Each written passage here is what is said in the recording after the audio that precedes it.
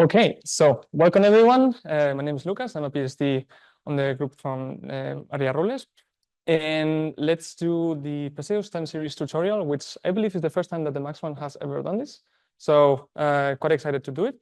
Probably we'll do a bunch of cool stuff. And if we don't have time to finish now, maybe after the break of the presentations, we can squeeze some other cool things to do.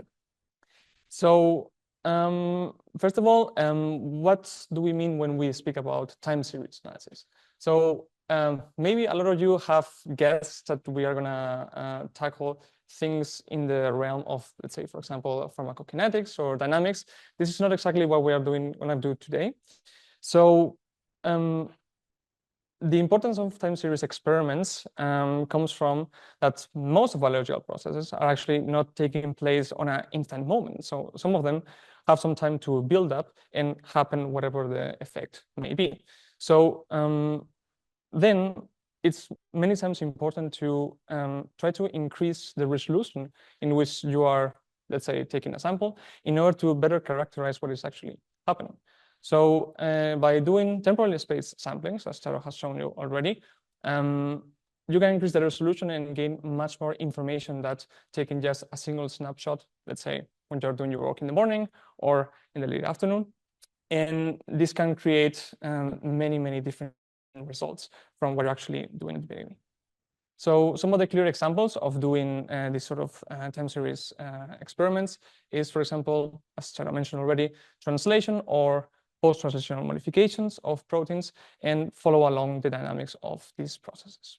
And then the gold example when doing this sort of experiment is the circadian rhythm, which luckily I don't have to explain because this was done quite nicely by my boss. So this is something that you can take into consideration when planning for doing any sort of experiment. Sometimes it's really important to consider it, sometimes it's not. This obviously depends on your scientific question. So now that we have already given the importance of why this could be potentially useful for you, I'm going to mention what is the dataset that we will be working on today for this tutorial, which is a paper with Maria. So it's called circadian control of oscillations in mitochondrial rate limiting enzymes and nutrient utilization by period proteins. So a little bit of what this paper was about. So what they did was they isolated mitochondrial fractions from the livers of mice that were sacrificed for 2 whole days, again, every 4 hours in quadruplicate or biological quadruplicates. So, and then the type of acquisition that was done here was, so label-free, quite simple, and then data-dependent acquisition, which also is going to create some changes whenever you are analyzing your data. So everyone should have in their USB stick a Perseus session that is pre-made for the sake of time. So as you can see, you have already pre-made a bunch of steps that are usually the pre-processing of your data. I wanted to go through it a little bit quickly in order to not to spend so much time, but also to consider some things that are important specifically for the periodicity analysis. So here there was this transformation, then the different filtering of these categorical annotations that you should know by now already. And then 2 very important steps that you have to do here is the categorical annotation rows and the numerical one. So the categorical one is the one that is going to allow you to define different groups in which to divide for the different statistical tests. And then the most important one for the periodicity analysis is going to be the numerical annotation, in which you have to define with numbers the time of in which the sample has been taken. So as you can see here, we have 2 time point rows, but one is numerical and the other one is categorical. And a quick tip whenever you are doing this, if you are maybe doing more than one 24-hour cycle, you cannot restart the count. So if you go from 0 to 24, then you cannot go back to 0 and then 24 again, because otherwise the program is going to think that these are triplicates. And sometimes these are completely different samples. So this is something that you have to take into consideration. So whenever you surpass the 24-hour, then you keep adding to it. So I don't know if you can see it here. No, but we will see it afterwards. So these are really important things at the beginning. And then the last thing that we have to do is add some annotations that you already know how to do it. and then also do the filtering of your valid values, which in this case will have also a massive impact on the algorithm for calculating periodicity. So this is something that Charo has mentioned already. When you consider a normal oscillation of any protein or transcript or whatever, so the point in which it's the highest, there is no problem because you are going to have values for it because it's really abundant. But then when there is the trough, when everything goes down, sometimes, especially if you are working, let's say, with transcription factors, it's going to be so low that sometimes it's going to be impossible to quantify, especially in a case such as this, which is DDA. So this is something that you have to take into consideration in the case of how many samples you have. For example, here, I think we have 8 per day. And then also what type of acquisition you have, how complete your data set is. So because of this, what we decided to do in this demonstration was we filter for 50% in at least one group, and we consider that it should be in 1 or the 2 days. So now we will be ready to start with the actual periodicity assessment. So starting for the matrix number 9, we will have to go here to processing and processing to time series and go to one which is periodicity analysis. So we click on here, and there are a couple of options that we have to tweak. First of all, this algorithm needs to have a defined period. So in this case, we're working with circadian biology, so it's a period of about 24 hours. But there are also other instances in which this may have to be changed. For example, there is also known for some biological processes to have ultradian rhythms, which is shorter than 24 hours. So this is something that sometimes it's better to do some research in order to see if what is known about your specific setup. But in this case, we know it's circadian biology, and this is also the period that we have done for the sampling. So we will leave it as default.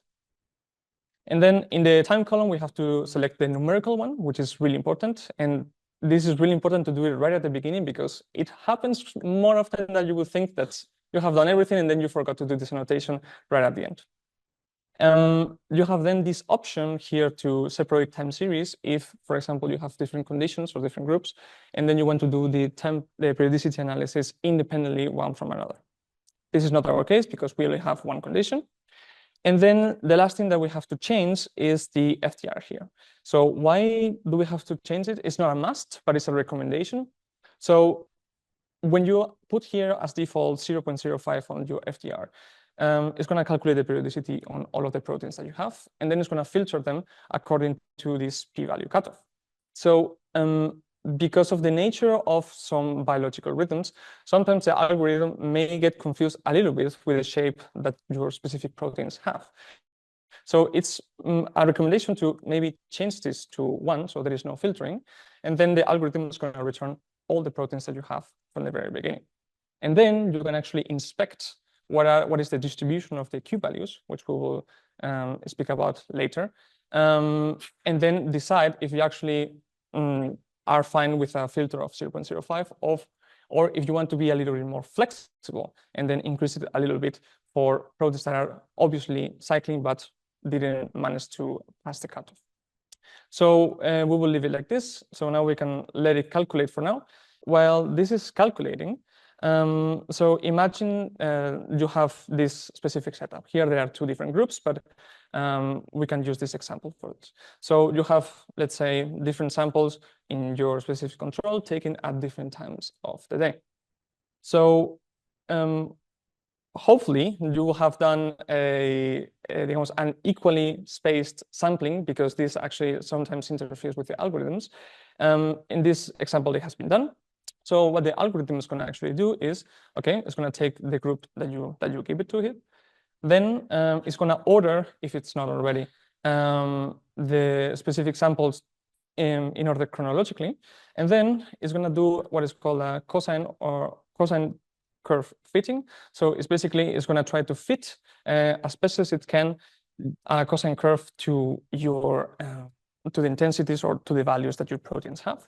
And then it's going to try to calculate how well the fitting was in order to assess statistically how likely all of these events are cycling or how likely this comes from randomness of the data.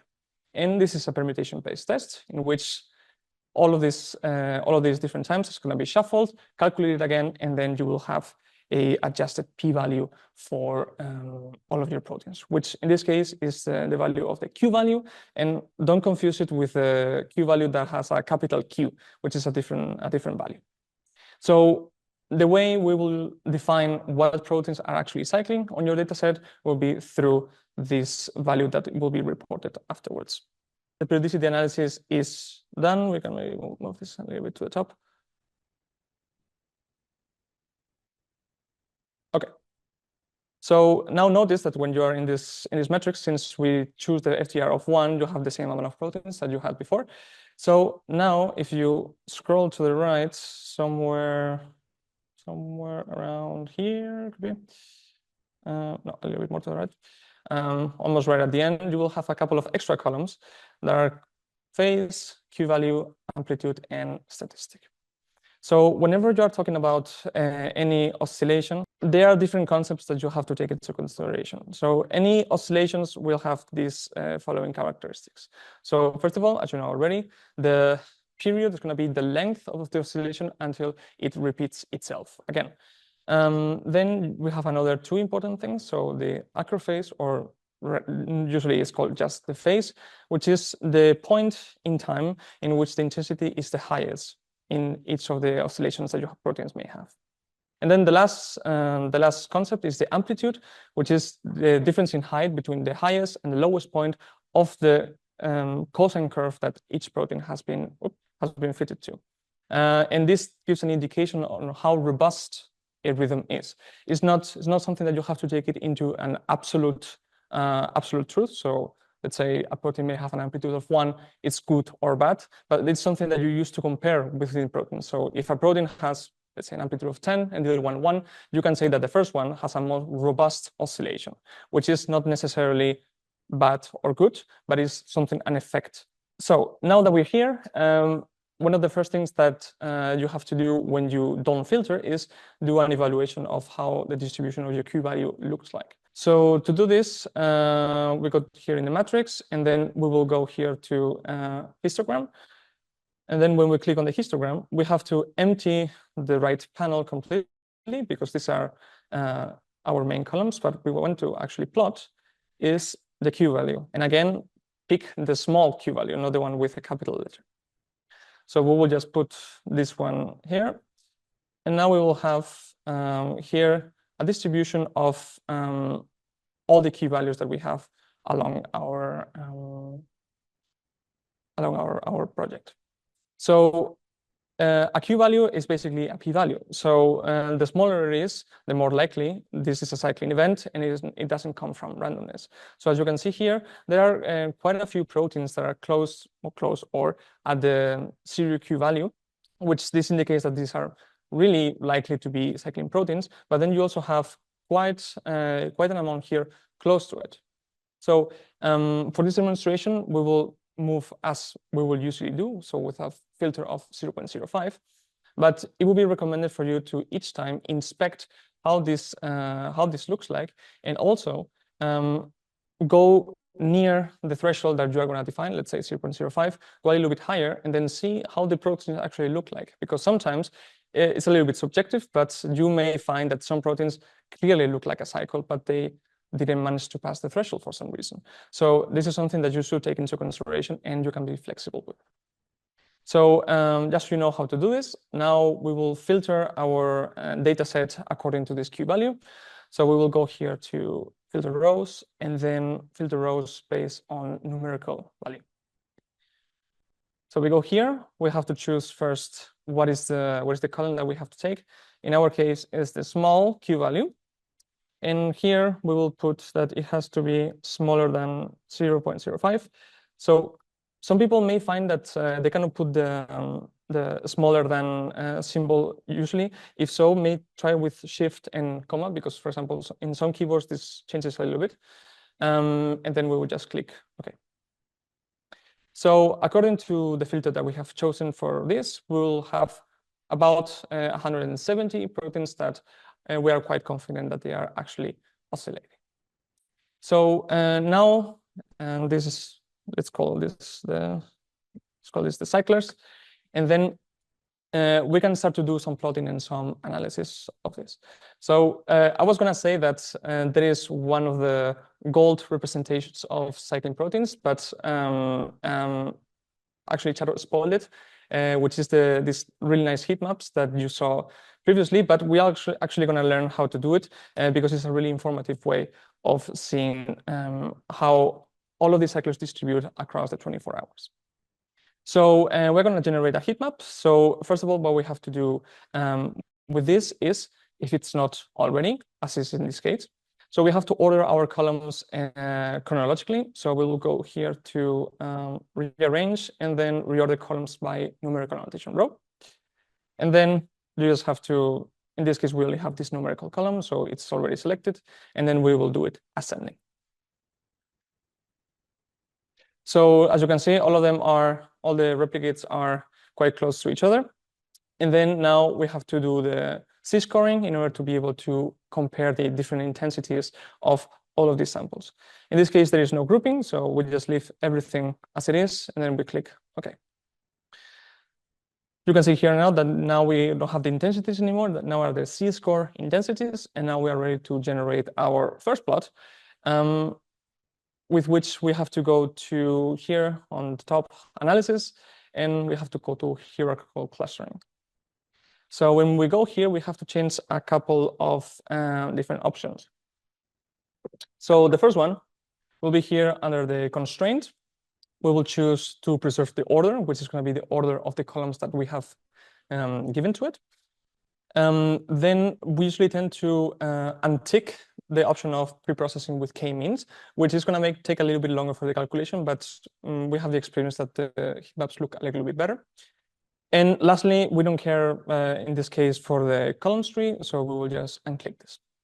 And then this is all the changes that you have to do to generate this sort of figure. So we'll go to OK. And now when we inspect this, so this is basically how it looks like. All of these gray areas are missing values that we actually had there and passed the filter for valid values. You also can consider if you are going to impute your data. And for this, you have to, first of all, think how are you going to do your filtering for valid values, and then what parameters you're going to choose for the imputation, which we are not going to do in this demonstration, but you can consider it, because sometimes if you have, let's say, a couple of missing values in any given oscillation or protein, you're actually allowed or encouraged to maybe impute the data so you have everything a little bit more complete. Now, this is the most typical representation of any circadian data or oscillatory data, where all the proteins are on the rows, and then you can see quite distinctively that some of them, let's say, take place in the beginning of each of the 2 days, and the other ones move a little bit to later times of the day. So this is a really nice inspection into where the proteins are having their peak intensity. And now you can actually get some more extra information. So for example, you can define, or you can try to find out what proteins are happening or having their peak in intensity at what times of the day. So to do so, you can do this. This will be the long method. And then you can go here, for example, to define row clusters, which quite nicely is going to have already recommended you to put 2 of them.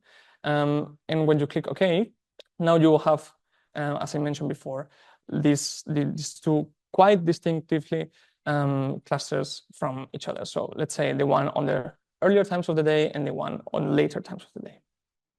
And then you can actually inspect what proteins are exactly this. And one way of doing this is, once you have generated the different clusters, you can go here to the right and you can export them. So when you click export here, out of the heat map is going to come a different matrix, which is the previous one with your Z-scores, but this one is going to have a extra categorical. Let's take a look here. An extra categorical one, which is called cluster, and is each one of them. So then you have to take a look which one corresponds to which one, because this is just a numerical annotation of it. But then you can go ahead and let's say, okay, for example, what proteins are present in the morning or in the afternoon. So this is quite an interesting thing to do in order to define phase. So I said before that this is maybe the long way of checking what is the distribution in the main clusters in your phase. You have an alternative for this, which is to do basically a histogram. So we could go back to, let's say, for example, this one, which is the reorder column, but you can take any other one after the periodicity analysis. And then we will generate another histogram.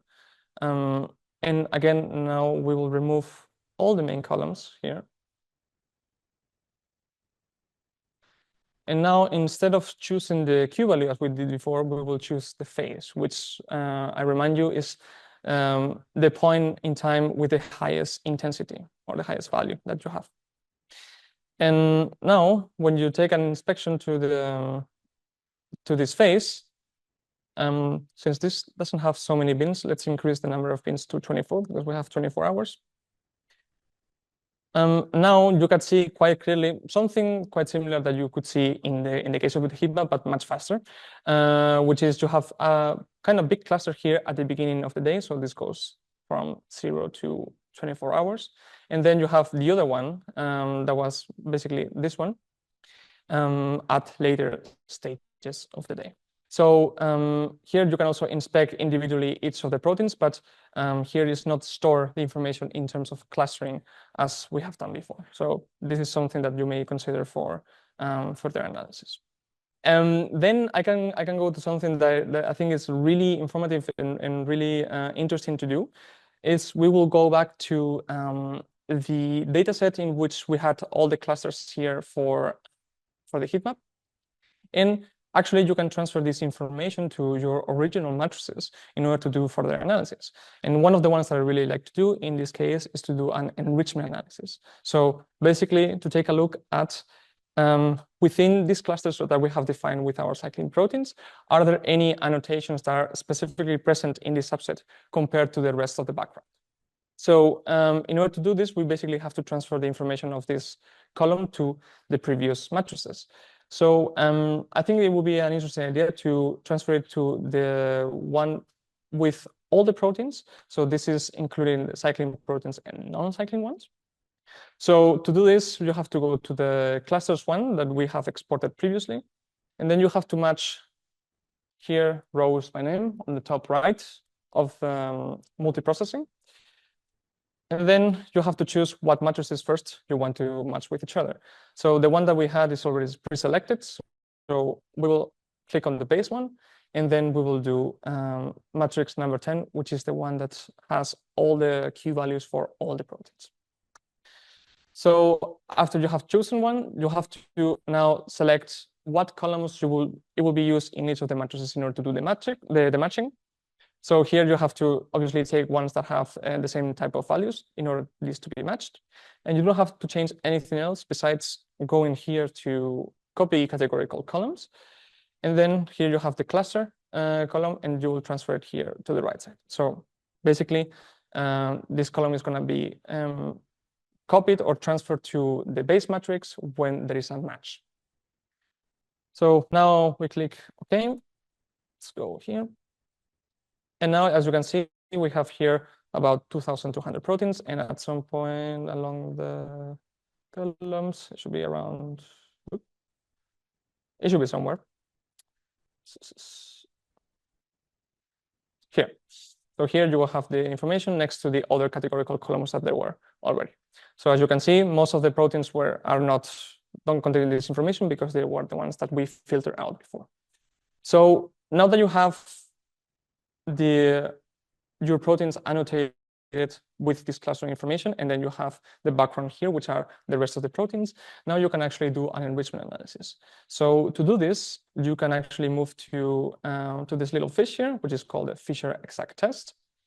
And then the only thing that you have to do afterwards is select based on what categorical column you want to do the enrichment analysis, which in our case is going to be the cluster. So now we're going to take a look at the subset within our cluster compared to the background, which is all other proteins. And usually I like to switch this threshold to 0.05 to to 0 to 0.05 in order to keep things as usual. But you can actually have the same approach as we did before with the periodicity analysis, which is you define the FTR to 1, and then you actually check how many proteins are involved in any enrichment result that you may have and what is the p-value to it. Because maybe in terms of biological relevance, you may have a protein that has a p-value of, let's say, 0.06, and this is not something that you may exclude directly. So we click OK, and now usually this takes exponentially a proportional amount of time depending on how many proteins your background has and also how many your subset has.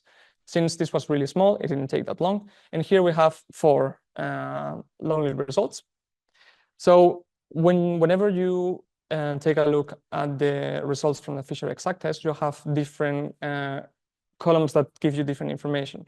So first of all, the selection value is going to tell you what is the subset that you have taken, which is the 2 clusters. So we have here 3 enrichments for one and 1 for the other. Then the categorical column, which is from what annotation database is coming each term. Then the category value, which is the actual term or the actual annotation that is enriched. And then we have here some other numerical annotations. Let's move this to the right a little bit. Some numerical annotations. So first of all, the total size is the total size of your data set, so the whole background. Then you have the selection size, which is the amount of proteins that was in each given subset. Then you have the category size, which, if I'm not mistaken, is how many proteins inside the total data set have this specific annotation. And then you have the last but not least, the intersection size, which is how many proteins within your subset have this specific annotation, which is a really important parameter. And then based on the relationship of these parameters with the background, an enrichment factor is calculated here. And also you have the p-value and the corrected p-value for all of these multiple tests. So in this case, since we didn't have a lot of cycling proteins and the background was not huge, there was actually not that many enrichments, significant enrichments in your dataset. But this is a really useful thing to do, regardless of how many proteins you have, because then you can actually take a look. Let's say here we had phase in the morning and phase in the afternoon. So you may find different biological processes that are particularly more abundant in one specific phase of the day, which is quite interesting. Let's say, for example, as I mentioned before, xenobiotic metabolism. So this is something that can give you clues or really deep information into where specific pathways are taking place. And you can do this with any subset that you may think. So maybe you can define this in a different way. So I think this is a really interesting thing to do whenever you are characterizing different subsets of cycling proteins. But this is not the only type of enrichment analysis that you can actually do. So this is one that is taking a subset against a background. But then we can also do another thing, which is called a cycling enrichment analysis, which this one is going to take into consideration the phase of all of the proteins that you have, in a different way than the Fisher exact test is doing right here. So what we said we needed to do for this is go to our matrix in which we will have some sort of phase information, which after we did the filtering here of the Q-value, this is the matrix that we have to start with. So the only thing that you have to do is be in this matrix, and then you go back to time series, and then you will go to cycling annotation enrichment. Okay? And then here you have to obviously give the phase column, which is pre-selected already, and then you have to give here a significance threshold, which we can leave by 0.05. And then we're going to just click OK here. And then here we will have a different format of enrichment results. First of all, you will have the term, the annotation that is actually enriched, again, where it comes from, so what annotation database.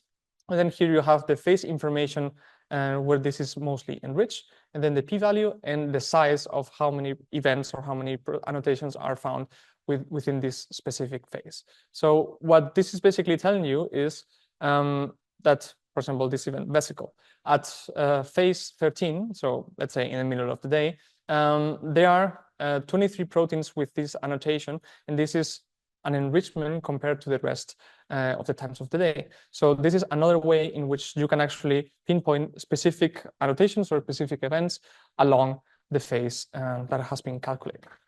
And if you consider that maybe, for example, this is too complex to look at in a table format, in this case, we don't have that many results. We have 19, but the more annotations that you have present in your dataset, which will help you have more resolution, this is going to increase exponentially.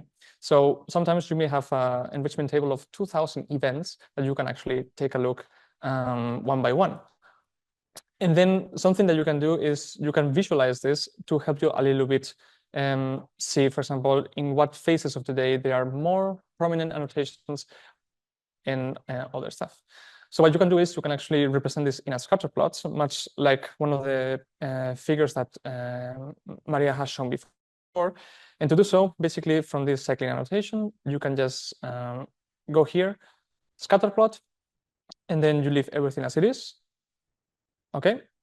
And when you're here within the scatter plot, you can actually go here and choose the different columns that you want to use for this. For example, here we have on the x-axis phase, which is quite intuitive to look at. And then we can have, for example, the p-value as it is here. And here you have some points. And here you have some points which represent all of these terms that you could see before. So this is a really nice way of visualizing across the whole day when specific enrichments are taking place. Here, since we don't have that many, we have only these points, but also this can get really complicated at some point. And also take into consideration that this is just the regular p-value, so you have to go here to the bottom, unless you transform it to do it in the minus log. Yeah, so this is another opportunity for you to take phase or time of day into consideration for specific pathways.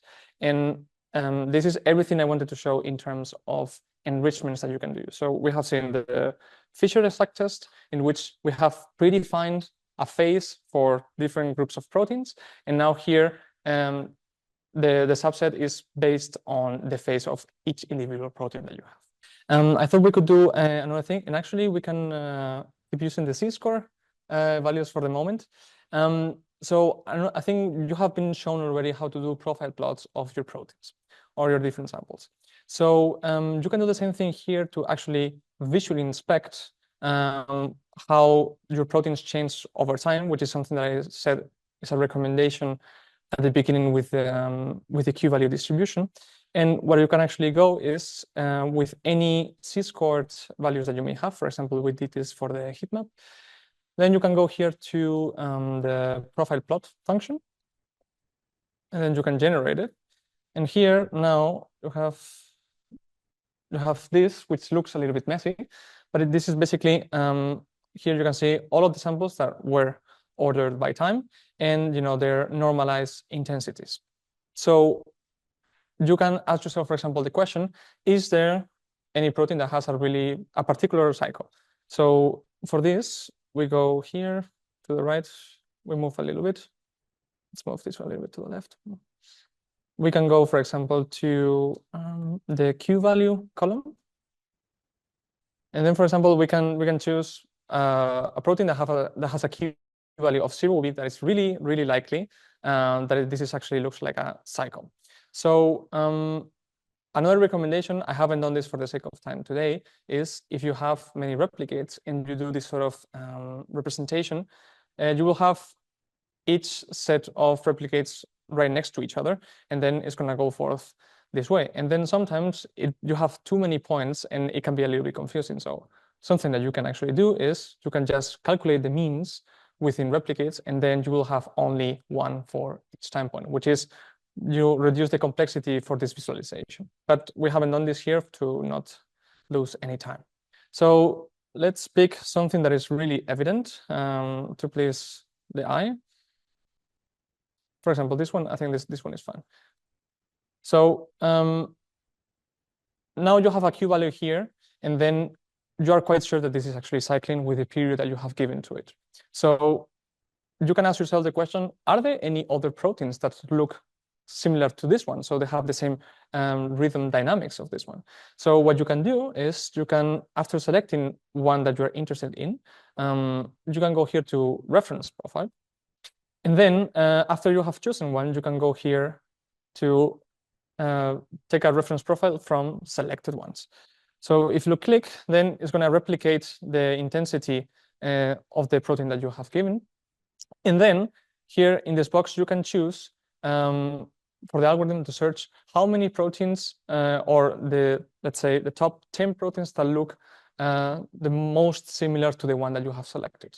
So this is based on similarity. So you can also change this to 1,000 and then you will get 1,000 because this is ordered. But if you then now click to refresh, now you have a bunch more of lines selected, which are also selected here on your profiles tab.